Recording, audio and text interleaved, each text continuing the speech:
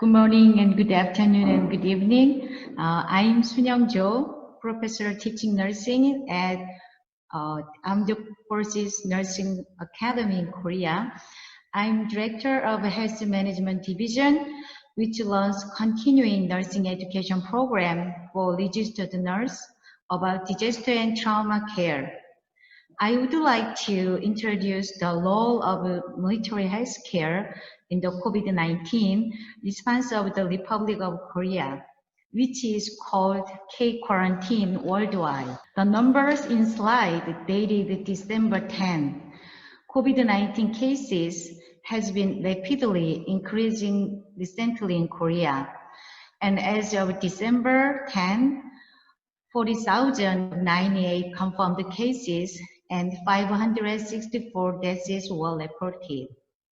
Already, everybody knows and experiences that COVID-19 seems to be the biggest threat to mankind recently. When pandemics occur, mass surge should be concerned. You've heard news from many parts of the world that are experiencing the collapse of healthcare in the wake of the COVID-19.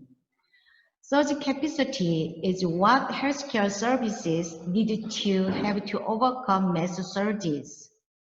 As you can see, the three elements that make up the surge capacity are space, staff, and staff. The following presentation will give you a brief overview how Korean military healthcare play a role in preventing national crises with the three elements. Military healthcare providers are more prepared than civil healthcare workers for the concept of pandemics or for the response of pandemics. The reason is military healthcare providers launch response to WMD as a mandatory during their trainings. Ironically, WMD is a human-made disaster. The biological terror of the WMD is almost identical to that of infectious disease outbreak. We call that MOP gear, MOPP gear. One in WMD situation is also a kind of PPE gear. In preparation for terrorism or war, military healthcare providers naturally encounter MCI. And they also learn how to triage that is not common in the civil sector. The military has medical facilities throughout the country for war wounded for close medical assistance. Above all, there is no need for mobilization of these people and supplies. With one command, it's ready and can be moved at any time.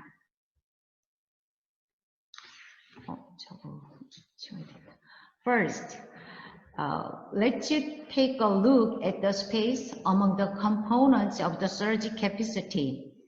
This is a picture is the deployable medical facility that Korea has. It's called DEMMED for short. And originally, it's meant to be close to the military operational area and to provide medical assistance. It features lightweight and mobile. As you can see, it can be installed anywhere in the form of a tent.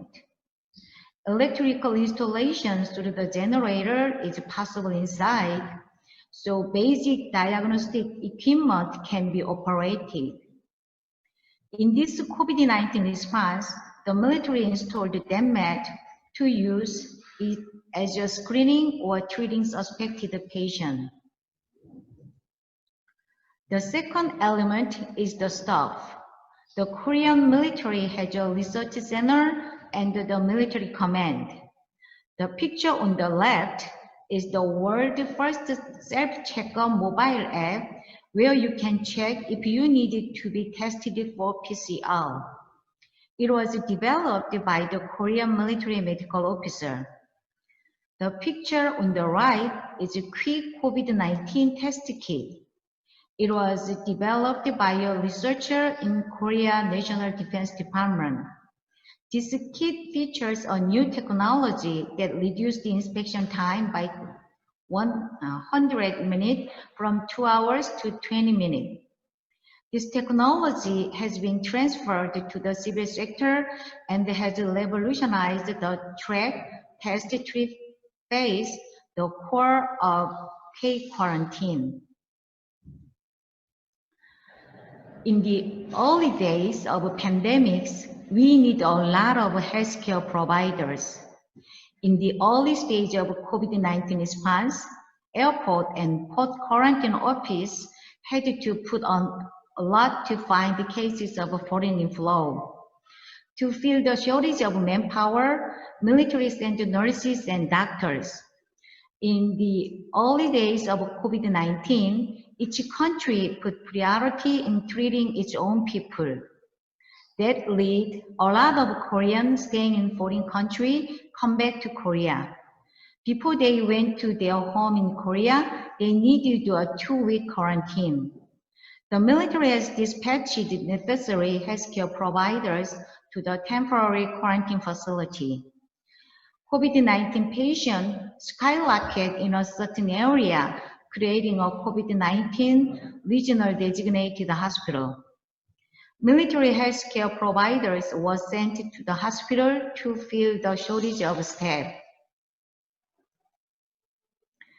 As you can see on the map, the area had a lot of early infections compared to other areas, and the government even declared a disaster zone. COVID-19 regional designated hospital has been used to accommodate critical patients. It was not enough space or manpower to accommodate even non-critical patients.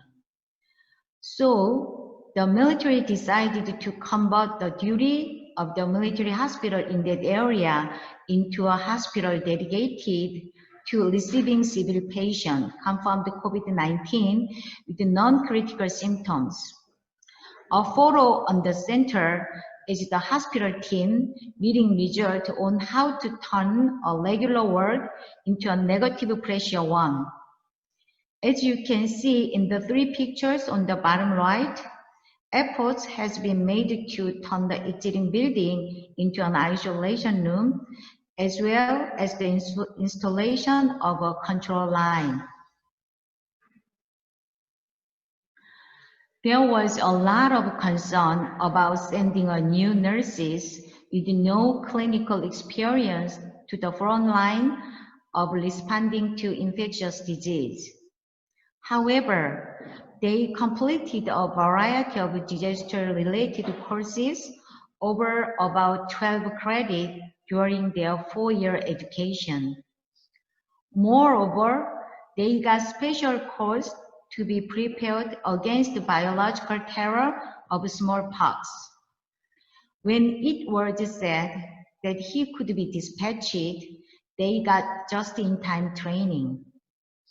I had no doubt they were already prepared for much of the disaster capacity a nurse should have, only except for real experience of disaster. The number of beds increased from 98 to 303 as the military hospital decided to receive minor civilian patients. Healthcare providers were also required that much. Military already sent experienced nursing officers to each region. There were no more healthcare providers left to send to the hospital, which had 3 times the numbers of beds.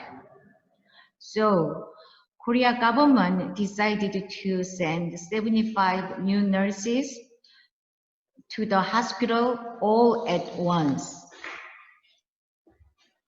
You know what is the ICN core competency in disaster nursing version 2.0?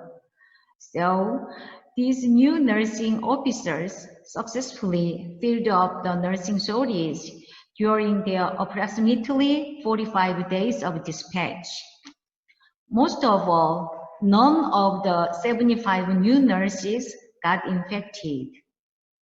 I dare say that they were already at near level 2 from graduation, and now that they've had enough experience dealing with pandemic situation, so I would like to say they are reaching to level 3. My research team did an interview with the new nurses. They said, we are too focused on physical PPE right now. They have experienced emotional exhaustion with anxiety of getting infected, physical fatigue of working wearing PPE, working 12 hours, and the cold eyes of the general public that they are contagious. In this regard, supports were not well provided. I thought this kind of education was necessary in advance. And to respond to pandemic, nurses needed to get used to special equipment related to infectious disease. This education should be done in advance.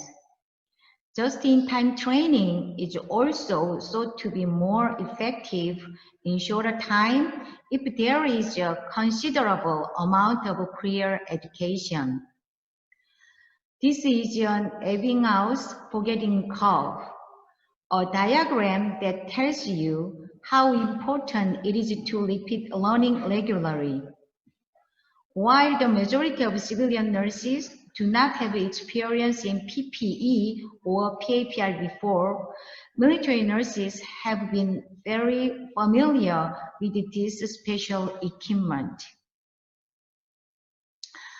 We really wish and expect the COVID-19 pandemic situation to end in 2021, but perhaps emerging infectious diseases such as MERS, Ebola, and COVID-19 will continue to appear in the future. So, including me and including military nurses, all nurses need to be constantly prepared for the increasing disaster as well as for EID. Thank you for listening to my presentation. If you have any question or comment, please send them to the email address on the screen. Thank you.